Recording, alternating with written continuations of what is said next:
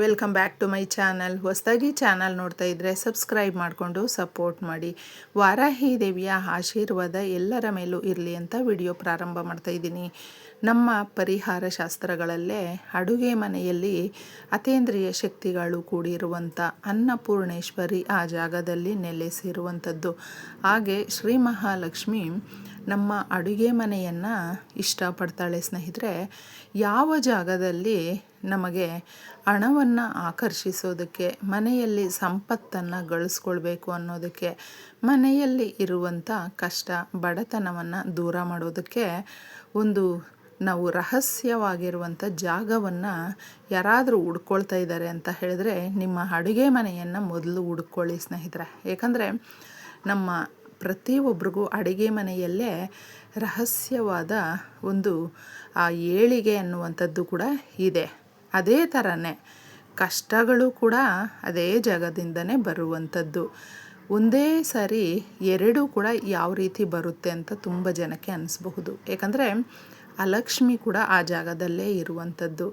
ನಾವು ಅಡುಗೆ ಮನೆಯನ್ನು ಯಾವ ರೀತಿ ಇಟ್ಕೊಂಡಿರ್ತೀವಿ, ಹಾಗೆ ಈ ವಿಶೇಷವಾದ ದಿನಗಳಲ್ಲಿ ಯಾವ ರೀತಿ ಪರಿಹಾರ ಮಾಡಿಕೊಂಡ್ರೆ ಲಕ್ಷ್ಮಿ ಓಡೋಗ್ತಾಳೆ, ಆಗ ಸಂಪತ್ತು ಅನ್ನೋದು ಬರುತ್ತೆ. ಸಂಪತ್ತು ಅಂತ ಹೇಳಿದ್ರೆ ಶ್ರೀ ಮಹಾಲಕ್ಷ್ಮಿ ಬರ್ತಾಳೆ. ನಮ್ಮ ಸಮಸ್ಯೆಗಳನ್ನು ಹೋಗಲಾಡಿಸಿ, ಮುಖ್ಯವಾಗಿ ಈಗಿನ ಕಾಲಮಾನದಲ್ಲಿ ಪ್ರತಿಯೊಬ್ಬರಿಗೂ ಹಣಕಾಸು ಬಹಳ ಮುಖ್ಯವಾಗಿ ಇರುತ್ತೆ. ಏಕೆಂದರೆ ಆರೋಗ್ಯದ ಮೇಲೆ ಆಗಿರಬಹುದು, ಮಕ್ಕಳಿಗಾಗಿರಬಹುದು, ಫೀಸ್ ಆಗಿರಬಹುದು, ಬಾಡಿಗೆ ಆಗಿರಬಹುದು, ನಾವು ವೆಹಿಕಲ್ ತಗೊಂಡಿದ್ರೆ ಅದಕ್ಕೆ ಕಟ್ಟೋದಾಗಿರಬಹುದು, ಪ್ರತಿಯೊಂದಕ್ಕೂ ಒಂದು ಶುಭ ಕಾರ್ಯ ಮಾಡಬೇಕು ಅಂದರೂ ಅಥವಾ ಒಂದು ಏನೇ ಸಮಸ್ಯೆ ಬಂದರೂ ಕೂಡ ಪರಿಹಾರ ಮಾಡಿಕೊಳ್ಬೇಕು ಅಂದರೂ ಎಲ್ಲದಕ್ಕೂ ಕೂಡ ಹಣಕಾಸು ಅನ್ನುವಂಥದ್ದು ಬಹಳ ಮುಖ್ಯವಾಗಿರುತ್ತೆ. ಅದನ್ನು ಪಡ್ಕೊಳ್ಳುವಂಥ ವಿಧಾನ ನಮಗೆ ಗೊತ್ತಿರೋದಿಲ್ಲ. ತುಂಬ ಜನ ಆಟೋಮೆಟಿಕ್ಕಾಗಿ ನೋಡ್ತಾನೆ ತುಂಬ ಶ್ರೀಮಂತರಾಗ್ತಾರೆ. ಎಷ್ಟು ಚೆನ್ನಾಗಿ ಅಂದರೆ ಒಂದು ವರ್ಷದಲ್ಲೇ ಅವರು ಎಷ್ಟೋ ಎತ್ತರಕ್ಕೆ ಬೆಳೆದು ಬಿಟ್ಟಿರ್ತಾರೆ. ಸೇಮ್ ಒಂದೇ ಸಂಬಳ ತಗೊಳ್ತಾ ಇರ್ತೀವಿ, ಒಂದೇ ಜೀವನ ಇರುತ್ತೆ, ಆದರೆ ಅವರು ನಮಗಿಂತ ಹೇಗೆ ಅಷ್ಟು ಬೇಗ ಶ್ರೀಮಂತರಾದರು ಅಂತ ಕೆಲವೊಂದು ಬಾರಿ ನಾವು ಎಕ್ಸಾಂಪಲ್ ಮಾಡ್ಕೊಳ್ತೀವಿ ಕೆಲವೊಬ್ಬರನ್ನ ನೋಡ್ತಾ. ಹೌದು ಸ್ನೇಹಿತರೆ, ಅದಕ್ಕೋಸ್ಕರ ನಮಗೆ ಆದಾಯ ಜಾಸ್ತಿ ಆಗಬೇಕು, ಬಿಸ್ನೆಸ್ ಏನಾದರೂ ಮಾಡ್ಕೊಂಡಿದ್ದೀವಿ ಅಂತ ಹೇಳಿದ್ರೆ ಅದರಲ್ಲಿ ಯಥೇಚ್ಛವಾದಂಥ ಲಾಭವನ್ನು ತಂದು ಕೊಡಬೇಕು. ಬಿಸ್ನೆಸ್ ಮಾಡಬೇಕು ಅಂದರೆ ಸ್ಟಾರ್ಟ್ ಮಾಡೋದಕ್ಕೂ ನಮಗೆ ಕೆಲವು ಕೈಗೂಡಬೇಕು.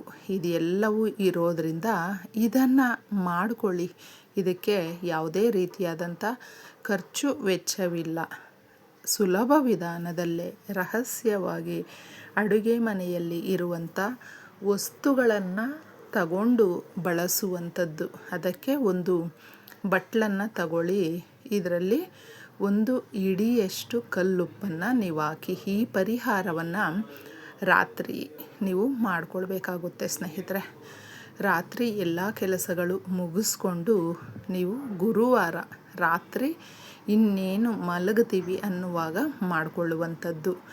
ಈ ಪರಿಹಾರಕ್ಕೆ ನಾವು ಏಲಕ್ಕಿಯನ್ನು ತಗೊಳ್ಬೇಕಾಗುತ್ತೆ. ಒಂದು ಎಷ್ಟಾದರೂ 7, 8, 9 ನಿಮ್ಮ ಶಕ್ತಿ 5 ಎಷ್ಟಾದರೂ ತಗೊಳ್ಬಹುದು.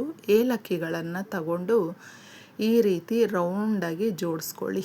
ತದನಂತರ ₹1 ಕಾಯಿನನ್ನು ತಗೊಳ್ಳಿ. ಈ ₹1 ಅನ್ನುವಂಥದ್ದೇ ಈ ಪರಿಹಾರಕ್ಕೆ ಬಹಳ ಮುಖ್ಯವಾಗಿ ಇರುವಂಥ ವಸ್ತುಗಳಲ್ಲಿ ಇದು ಕೂಡ ಒಂದು. ಏಕೆಂದರೆ ಲೋಹದ ಪರಿಹಾರ ಶಾಸ್ತ್ರಗಳಲ್ಲೇ ತಿಳಿಸಿರುವಂಥದ್ದು. ಲೋಹದಿಂದ ಪರಿಹಾರ ಮಾಡಿದಾಗ ಹಣಕಾಸು ಯಥೇಚ್ಛವಾಗಿ ಬರುತ್ತೆ. ಇದನ್ನು ನಾವು ಒಂದು ಹೂವು ಇಡಬೇಕು, ಯಾವುದಾದ್ರೂ ಇಡಿ. ನಿಮ್ಮ ಮನೆಯಲ್ಲಿ ಯಾವುದೋ ದೇವರಿಗೆ ತಗೊಂಡು ಬಂದು ಇಟ್ಕೊಂಡಿರುವಂಥ ಹೂವುಗಳು, ರೋಸು, ಮಲ್ಲಿಗೆ, ಸೇವಂತಿ ಏನಿರುತ್ತೋ ಅದನ್ನು ನೀವು ಇಡಬಹುದು. ಇದೇ ಥರ ಇಡಬೇಕು ಅಂತ ಇಲ್ಲ. ಈ ಥರ ನಾವು ಒಂದು ಹೂವನ್ನು ಇಟ್ಟು ತದನಂತರ ಈ ಪರಿಹಾರವನ್ನು ಮಾಡಿಕೊಳ್ಬೇಕಾದ್ರೆ ನೀವು ನಮ್ಮ ಮನೆಯಲ್ಲಿ ಇರುವಂಥ ಬಡತನವನ್ನು ಮೊದಲು ದೂರ ಮಾಡು ಅಂತ ಕೇಳ್ಕೊಳ್ಬೇಕು. ಏಕೆಂದರೆ ಅಡಿಗೆ ಮನೆಯಲ್ಲಿ ಪಾತ್ರೆಗಳನ್ನು ರಾತ್ರಿ ಸಮಯ ಹಾಗೇ ಬಿಟ್ಬಿಡ್ತಾರೆ ಕೆಲವೊಬ್ಬರು. ಅಂದರೆ ಕೆಲಸಕ್ಕೆ ಹೋಗಿರ್ತಾರೆ ಅಥವಾ ಸ್ವಲ್ಪ ಸುಸ್ತಾಗಿರುತ್ತೆ, ಬೆಳಗ್ಗೆ ಮಾಡ್ಕೊಳ್ಳೋಣ, ಈ ಥರ ಒಂದು ಆಲಸ್ಯ ಅನ್ನೋದು ಇರುತ್ತೆ ತುಂಬ ಜನಕ್ಕೆ. ಆ ಥರ ಮಾಡ್ಕೊಳ್ಳೋದಕ್ಕೆ ಹೋಗಬೇಡಿ. ಏಕೆಂದರೆ ಅದು ಆರೋಗ್ಯ ದೃಷ್ಟಿಯಿಂದ ಕೂಡ ಹಾಗೂ ನಮ್ಮ ಮನೆಯಲ್ಲಿ ಸಂಪತ್ತು ಕಳೆದೋಗೋದಕ್ಕೂ ಕೂಡ ಇದು ಗುರಿಯಾಗುತ್ತೆ. ಅದಕ್ಕೋಸ್ಕರ ಈ ಸಣ್ಣ ಪರಿಹಾರಗಳನ್ನು ನಾವು ಮಾಡಿಕೊಳ್ಬೇಕು. ಅಡುಗೆ ಮನೆಯಲ್ಲಿ ಹಾಲನ್ನು ಪದೇ ಪದೇ ಉಕ್ಕಿಸ್ಬಾರ್ದು, ಹಾಲು ಚೆಲ್ಲಬಾರ್ದು. ಹಾಗೆ ಪಾತ್ರೆಗಳನ್ನು ಸಿಂಕ್ ತುಂಬ ಹಾಗೆ ಇಡಬಾರ್ದು. ಪಾತ್ರೆಗಳನ್ನು ತೊಳೆದು ನಾವು ಇಟ್ಬಿಡಬೇಕು. ಈ ಥರ ಮಾಡಿ ತದನಂತರ ನೀವು ಈ ಪರಿಹಾರವನ್ನು ರಹಸ್ಯವಾಗಿ ಮಾಡಿಕೊಳ್ಳಿ. ಮನೆಯಲ್ಲಿ ಯಾರಾದರೂ ಸದಸ್ಯರಿದ್ದರೂ ಕೂಡ ಅವ್ರಿಗೂ ತಿಳಿಸ್ಬೇಕು ಅಂತಿಲ್ಲ, ನೀವು ಒಬ್ಬರೇ ಮಾಡ್ಕೊಳ್ಳಿ. ಏಕೆಂದರೆ ಆದಷ್ಟು ನಾವು ಒಬ್ಬೊಬ್ಬರೇ ರಹಸ್ಯವಾಗಿ ಮನೆಯಲ್ಲೂ ಕೂಡ ಈ ಪರಿಹಾರವನ್ನು ಮಾಡಿದಾಗ ದೃಷ್ಟಿದೋಷಗಳು ಅನ್ನುವಂಥದ್ದು ಕಡಿಮೆ ಆಗುತ್ತೆ. ಬೇಗ ಪಾಸಿಟಿವ್ ಎನರ್ಜಿ ಅನ್ನುವಂಥದ್ದು ನಮ್ಮ ಮನೆಯೆಲ್ಲ ಸ್ಪ್ರೆಡ್ ಆಗುತ್ತೆ ಸ್ನೇಹಿತರೆ.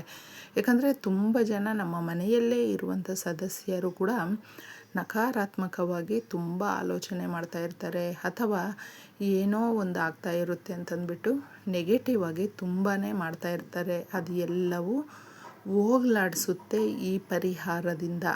ಅದಕ್ಕೋಸ್ಕರ ನೀವು ನಿಮ್ಮ ಮನೆಯಲ್ಲಿ ಇರುವಂಥ ಕಷ್ಟಗಳನ್ನು, ಬಡತನ, ದರಿದ್ರವನ್ನು ಹೇಳಿ ಮನಸ್ಸಿಂದ ಇದನ್ನು ಮಾಡಿಕೊಳ್ಳಿ. ಆಗುವಂಥ ಲಾಭವನ್ನು ನೀವು ಕಾಣಬಹುದು. ಏಕೆಂದರೆ ಈ ಪರಿಹಾರ ಅಷ್ಟು ಶಕ್ತಿದಾಯಕವಾಗಿರುತ್ತೆ, ಅಷ್ಟು ನಮ್ಮ ಸಮಸ್ಯೆಗಳನ್ನು ಬಗೆಹರಿಸುತ್ತೆ. ಇದನ್ನು ತುಂಬ ಜನ ಸ್ಟವ್ ಮೇಲೆ ಇಡಬೇಕಾ ಅಥವಾ ಸ್ಟವ್ ಕೆಳಗಡೆ ಇಡಬೇಕಾ ಅಂತ ಕೇಳ್ಕೊಳ್ತೀರಾ. ನಿಮ್ಮ ಮನೆಯಲ್ಲಿ ಯಾವ ರೀತಿ ಅನುಕೂಲ ಆಗುತ್ತೋ ಸ್ಟವ್ ಕೆಳಗಡೆ ಅಥವಾ ಸ್ಟವ್ ಮೇಲೆ, ಪಕ್ಕದಲ್ಲಿ ಎಲ್ಲಾದರೂ ಇಡಿ. ಹತ್ತಿರದಲ್ಲೇ ಸ್ಟವ್ ಹತ್ತಿರ ಇಡಬೇಕಾಗುತ್ತೆ. ಈ ಥರ ನಾವು ಇಟ್ಟಾಗ ಅಗ್ನಿದೇವರ ಸಾಕ್ಷಿಯಾಗಿ ಈ ಪರಿಹಾರವನ್ನು ಮಾಡ್ಕೊಳ್ತಾ ಇದ್ದೀವಿ. ನಮ್ಮ ಮನೆಯಲ್ಲಿ ಯಾವುದೇ ರೀತಿಯ ಸಮಸ್ಯೆಗಳು ಇದ್ದರೂ ಬರೋದಿದ್ರೂ ಅದನ್ನು ನೀನು ಹೋಗಲಾಡಿಸಿ ನಮ್ಮ ಮನೆಗೆ ಬಂದು ನೆಲೆಸು ತಾಯಿ ಅಂತ ಕೇಳ್ಕೊಳ್ಳಿ ಸ್ನೇಹಿತರೆ. ಈ ಪರಿಹಾರದಿಂದ ಎಷ್ಟೋ ಸಮಸ್ಯೆಗಳು ಬಗೆಹರಿಯುತ್ತೆ. ನಮ್ಮ ಮನೆಯಲ್ಲಿ ಯಾರೆಲ್ಲ ಮಕ್ಕಳು, ಯಜಮಾನರು ದುಡಿತಾ ಇರ್ತಾರೆ ನೋಡಿ, ಅವರಿಗೆ ಯಥೇಚ್ಛವಾದಂಥ ಲಾಭವನ್ನು ತಂದುಕೊಡುತ್ತೆ.